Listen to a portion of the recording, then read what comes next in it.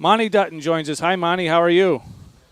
Fine. Good to talk to y'all again. Absolutely. We just heard a clip from Joey Logano, and he obviously the question that he was answering that you couldn't hear, that we could hear, was, I guess, about his status for next year. Charlie and I just talked about it a little bit, and I guess it surprises me a little bit from my standpoint that there was a lot of talk about whether or not he was going to be able to, whether he was going to come back to Joe Gibbs Racing for next year. And now people are saying, well, this will take care of those rumors. I didn't really hear the rumors all that loud. Were the rumors really loud that he was in jeopardy on that seat? Yes, and I think that there's something to them.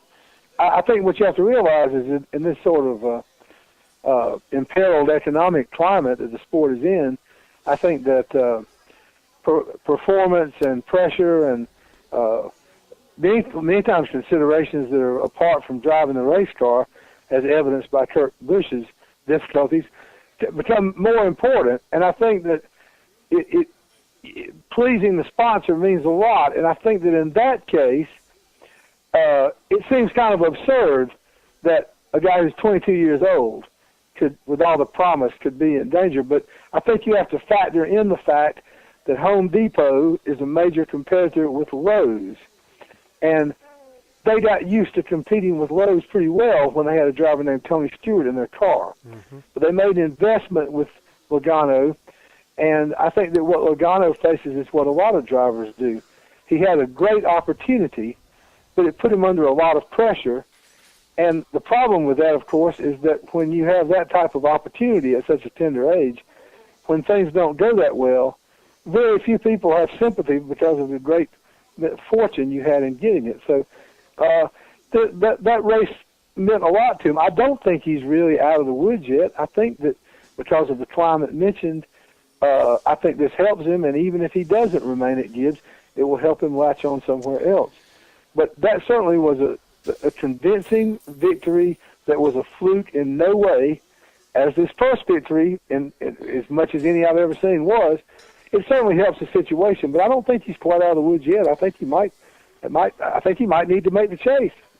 Monte, does Joey Logano's success in Nationwide Series this year help him any at the Cup level?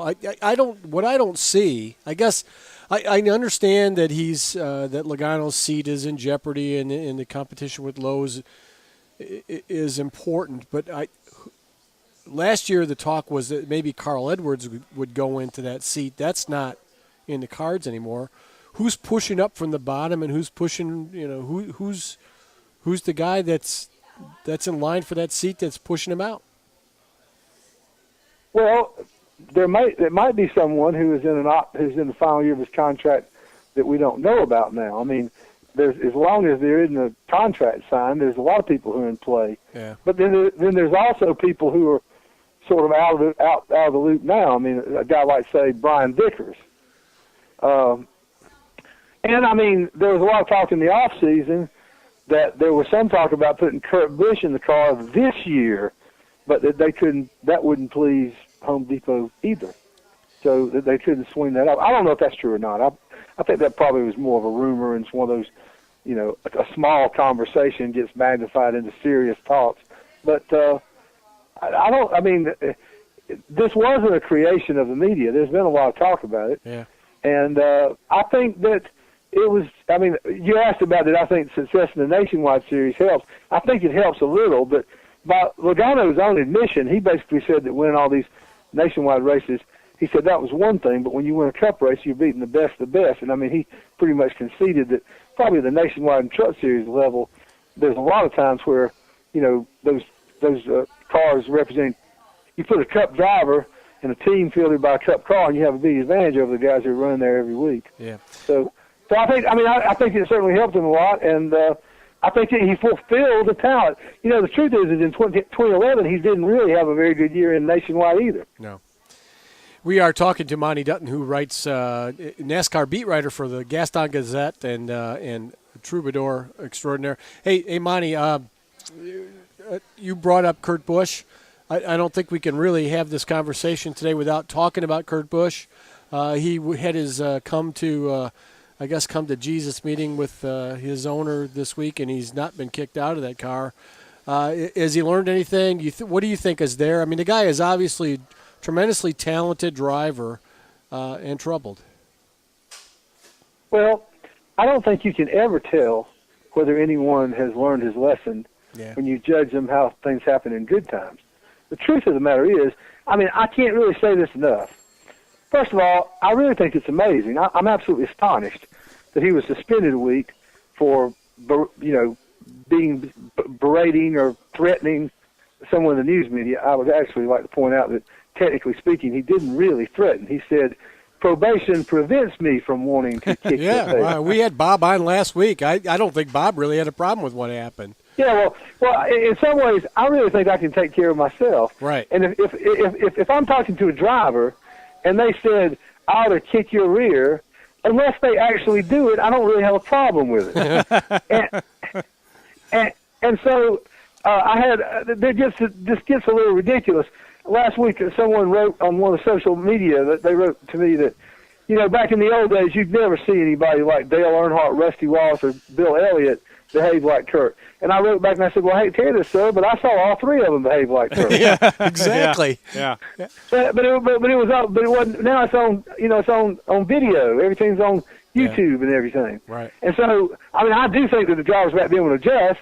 But I got to say this: the problem with Kurt is he's never in the middle. Kurt Busch, he's always either, oh, this is the greatest time of my life. It's back to the basics. This isn't the best team in the world, but I'm having so much fun. Right. Or he's, get out of my face. Do you know who I am? I'll kick your rear. Right. And he's just got to find some middle ground between those extremes, because there are worse guys. As I say, Kurt Busch is a good guy when he's in his right mind. It's just when he's not in his right mind, it gets him in trouble. Yeah, I've had a couple of dogs like that. And I don't, but so we're going. Are you speaking symbolically or No, I'm serious. I've had a couple of dogs like that. We're going to Michigan this week. Do you like the Michigan racetrack as from a racing standpoint, Monte? Do you think that MIS is a good test for NASCAR Sprint Cup cars? I think that time changes, and I mean, there was a time when some of the best races on the circuit were at Michigan. I think Michigan was one of the tracks back at one time that the quality of racing was hurt somewhat by the switch from bias ply to radial tires. I think that one of the problems, I think Michigan is a good track, and there are good races there. But I think that one of the problems that happens with Michigan is that it was so widely regarded that they built a bunch of tracks that were just like it. Yeah. Some scaled down to 1.5 miles, and the track lost some of its uniqueness. I'm interested to see, because, new pavement affects different places different ways. Right. It's really oversimplifying to say new pavement always ruins the racing. I don't think it ruins the racing at Daytona and Talladega, because adhesion isn't a problem, because they're running wide open all the way around the track. The only changes it made in Daytona and Talladega was it removed some bumps. And I also think there might be a little bit of evidence that they're getting better at this paving, that there was sort of one way they did it everywhere, and it always hurt. And I think that maybe I'm sure this costs a lot of money with the technology, but I think now you have to go to a place and you have to take a look at it. I'm pretty sure that whatever happens at Michigan this weekend will be interesting, because it's going to be interesting to see what all those speeds are. This could be really historic. Yep. This looks like it's going to be the first track where the average speeds are over 200 miles an hour in a very long time. Well, the repave at Pocono certainly seemed to make things much more interesting at that race. Charlie and I were talking about the fact that this is probably one of the best Pocono races that we have seen probably ever, and I have to believe that some of that is due to the timing on pit road, which made things really interesting, but also the repave really, I think, made guys much more confident in the racetrack that they could go into those three kind of oddball turns, and they would stick in the turns, and that they could go fast through them. We'll see. I mean, every track has its good races and bad races. I get frustrated because everybody everybody says that Bristol stinks. I still think Bristol's better than most of the races. It's just right now they've had a stretch where they hadn't had races as good as they did some years back. I think that Pocono has had good races. Maybe not with the frequency, but it's depending on what you want. Pocono is always a test of driving ability.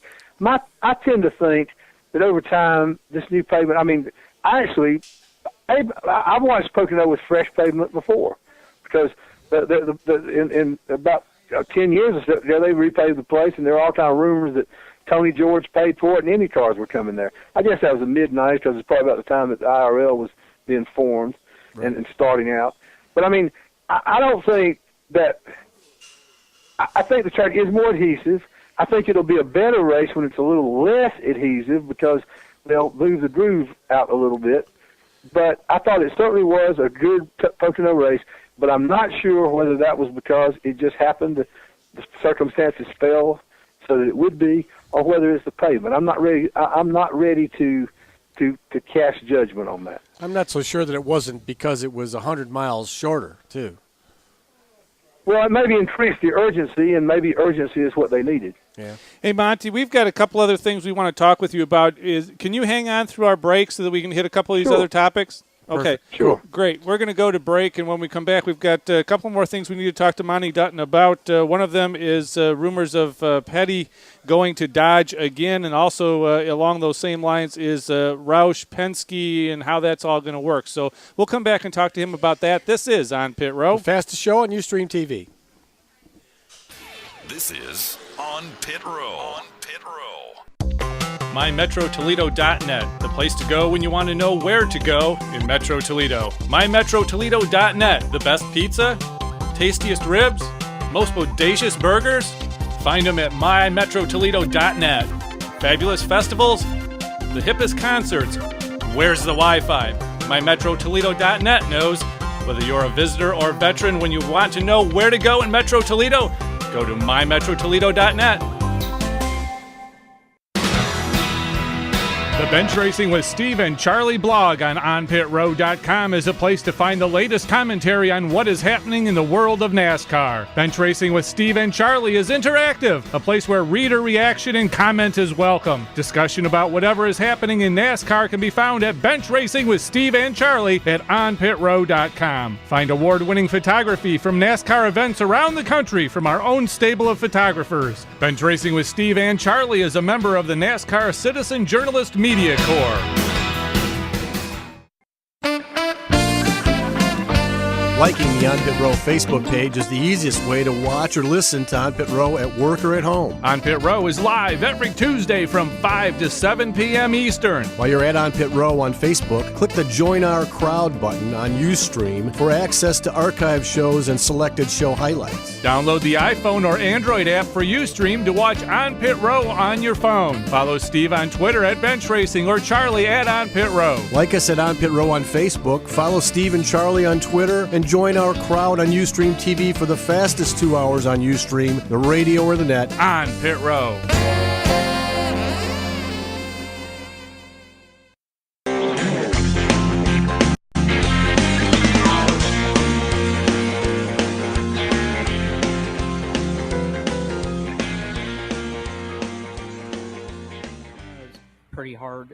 Pretty hard to pass all day, but I mean it kind of normally is. I don't think it was really any worse than it normally is, but it seemed like the end of the race it got pretty racy there and guys could move around a little bit, but all in all, for a freshly paved track, it was a pretty good race. It was frustrating the first half of the race till guys got their cars better. You really kind of just got stuck, and then it seemed like the longer the race went, the easier it got to pass toward the end, but the restarts were insane. But you had to take full advantage of them. It was the biggest opportunity to make gains, and definitely big gains. You could get 3 or 4 at a time if somebody got bottled up a little bit. So had to be on your toes for the restarts for sure. Welcome back, everybody, to On Pit Row. Steve Ronkwitz and Charlie Turner with you live from the original Gino's Pizza and Grill. Make sure you come on out. We still have over an hour of race talk to go here. Plenty of specials to grab for you as well, so make sure you come on out and say hi and leave us your comments as well so that you have a chance to win that Shell Saver card, that $50 Shell Saver card. We want to give you a chance to do that as well while you enjoy some great pizza. On our bench racing hotline, we are talking to Monte Dutton, who is the beat writer for the Gaston Gazette, also the author of Audacity of Dope. And the thing I wanted Terrific book, by the way. Very good book, as a matter of fact. Thing I wanted to hit on. I'm a big fan of Riley Mansfield. Are you done yet? No. You want to go on a second? We'll step all over you all night. All right. Well, we might as well do that. Monty, the thing I wanted to ask you about, a couple of rumors. First of all, one that kind of popped up today, and I guess it's not a new rumor, but Petty going back to Dodge. What do you think the chances of that are? What's the over and under of that? Well, first of all, it wasn't that long ago they were with Dodge before, and it didn't work out. Right. I don't know if there's been anything concrete happen today because I have not been paying attention to other than the Kurt Busch situation. But I have not seen in my being at the track any evidence that it was anything other than wishful thinking, that every time there's something with Dodge and then Dodge needs a team, Petty's name is going to come up. I do know that they had discussions, but I'm not aware of the discussions being that serious. And I think there's a lot of things that come into play. First of all, Ford is in a pretty much of a position of strength as a company. I don't think that Ford is interested in shedding off any of its teams. And I wonder if Dodge can make a deal, seeing as how Petty left Dodge before, that's strong enough to lure them away from Ford. And I doubt that Ford wants to lose the Petty relationship.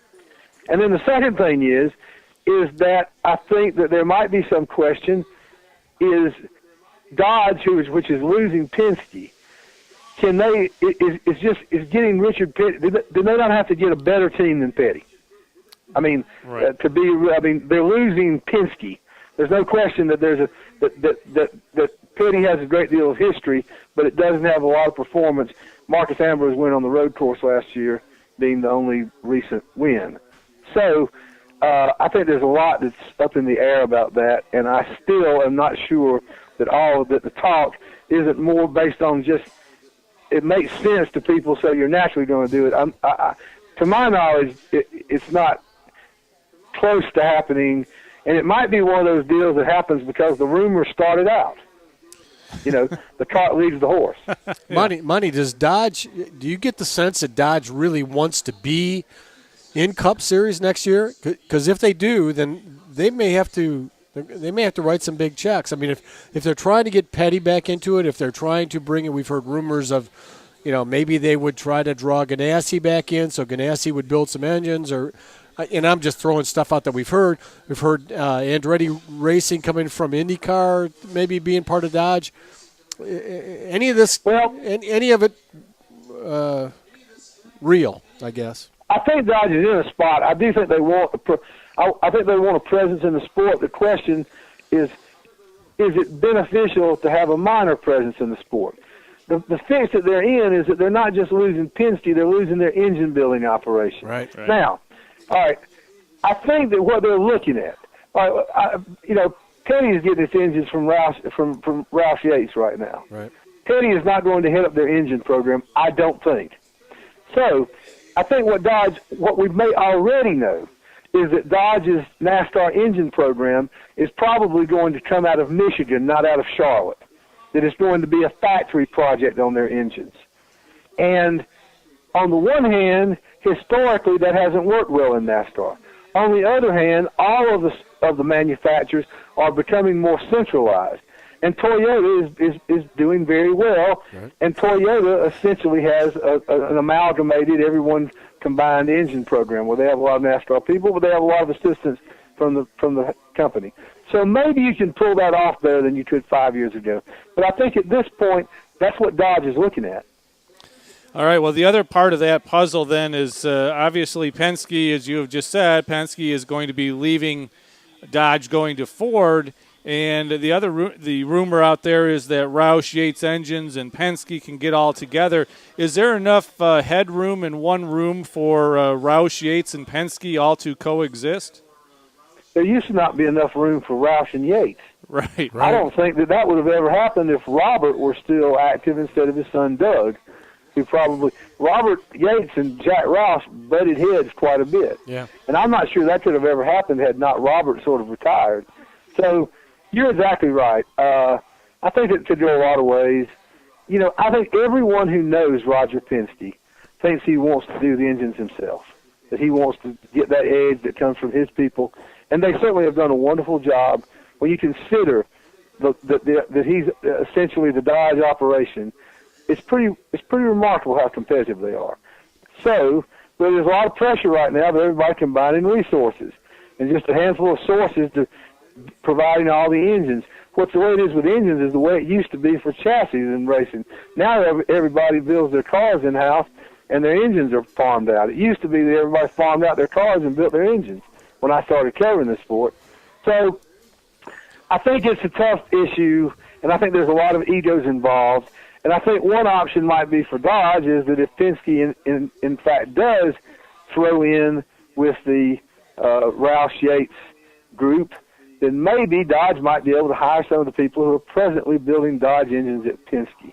So that's another thing that might develop. Well, the one thing I wondered about is Penske. I don't know if Penske is still involved with Ilmor Engines, but that was, he started that company basically when he was racing Mercedes engines in IndyCar and built engines for other race teams while he was racing somebody else's engine in the past. So that precedent's been set in the past. Maybe that would come out. Before we let you go, we're running a little bit of time coming up to the break. I know we're going to Michigan this week, and one of the things we really have fun with every time you come up is you're going to be playing you're doing a little singer-songwriter gig this weekend at indeed I will be there at Captain Chuck's at Devil's Lake, which is just like 15 minutes south of the parking lot at MIS, right on Devil's Lake, and that'll be. I'm assuming you're going to do that Friday and Saturday night this weekend. That's exactly right, and I expect we'll get cranked up sometime between 7 and 8. If there's a pile of people there at 7 o'clock, maybe right then, I might dawdle a while. But playing Friday and Saturday nights, I wrote a new song this past weekend. So. Well, perfect. We're going to try to get some traction from that through Twitter and Facebook and stuff. Get some people there. We'll certainly be there on Friday night for sure. Maybe Saturday night as well. Have a blast every time we do it. Our buddy Chuck Kreitzen owns a place, and he also is the proprietor, owner of these Gino's Pizza restaurants where we do our show from every week. So we have a lot of fun. Really looking forward to it. And I love going there, and I really think, it's a lot of fun, and I haven't been doing much of that lately because today I've had the boring day of the world. I've been printing out, I just finished the manuscript on my next novel, and so I've been working on that so much. I'm looking forward to playing music in front of people again. Hey, I got a question for you, Monte. We just found out we had Eddie Gossage on the show last week, and when we were doing some research on Eddie, we found out that he won a Grammy for being in the Starland vocal band, which kind of caught us both by surprise. But have you and Eddie ever, done a little duo at all? Duet of Afternoon Delight down at Texas Motor Speedway? I promise you that I'm not ever going to. No, Kyle Petty and I have gotten together on occasion and played music together, and Mike Skinner apparently plays guitar, and I've always wanted to get together with him a little bit, but I don't have. Eddie is a track president. He's in a different level of the social. That's a different pay grade, isn't it? Mingle with guys like me very much. I can't afford the cover charge in the places that guys like that hang out at. Well, Monte, thanks so much for spending time with us. We'll catch you this weekend. We'll talk to you. Come see us Friday and Saturday night, folks. We'll be up there. Yep. We will do that. Monte, thanks so much. Get up to Captain Chuck's at Devil's Lake. Just go straight up from Toledo. You go right straight up 23 to US 223 and stop when you get to Captain Chuck's.